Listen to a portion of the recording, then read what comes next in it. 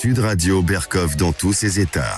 Pas de boogie-woogie avant la prière du soir. Désormais, c'est possible, même pour les couples homosexuels, puisque lundi, dans un document très officiel, le Saint-Siège a autorisé la bénédiction de couples de même sexe, tout en spécifiant qu'il ne s'agissait en aucun cas de confondre, je cite, une courte prière demandant à Dieu de guider les croyants qui font un pas dans sa direction, avec un rite et encore moins un sacrement comme celui du mariage. Bénir, oui, marier, non. La courte prière demandée pour demander la paix, la santé, un esprit de patience, de dialogue, d'entraide, mais aussi la lumière et la force de Dieu pour pouvoir accomplir pleinement sa volonté, oui.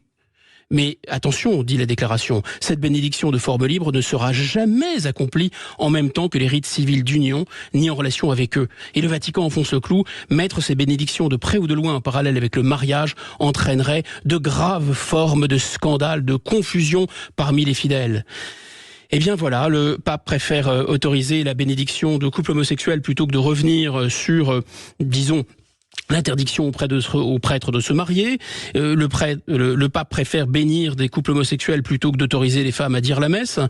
Et plutôt que de bénir des couples homosexuels, je me demande s'il n'aurait pas pu finalement essayer de redresser un peu cette église qui est en train de mourir. François, manifestement, est un véritable jésuite. En même temps, il cède sur tout et en même temps, il ne cède sur rien. Le pape François, vous savez, c'est l'homme qui vient à Marseille sans aller en France. C'est le pape qui demande aux Européens de rester fidèles à leurs racines tout en exigeant d'eux qu'ils accueillent toute la misère du Sud. Le pape François serait-il en train d'être touché par la grâce macronienne, la grâce du « en même temps ». Alors délivrons, mes bien chers frères, bravo, très ironique, aux jésuites du Saint-Siège, notre souverain poncif.